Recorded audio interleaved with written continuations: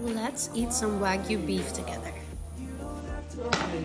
All it needs is just a little bit of Himalayan salt, in my opinion. Melt your butter inside of the pan and hear the sizzle. Let's try this piece. Adding just a little bit of salt.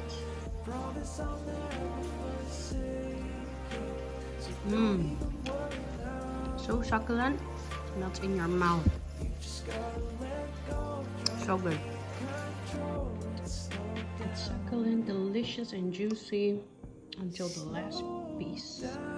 And for my sides, I'm just having broccoli, which I tossed in the pan that I used to grill the Wagyu. Phenomenal.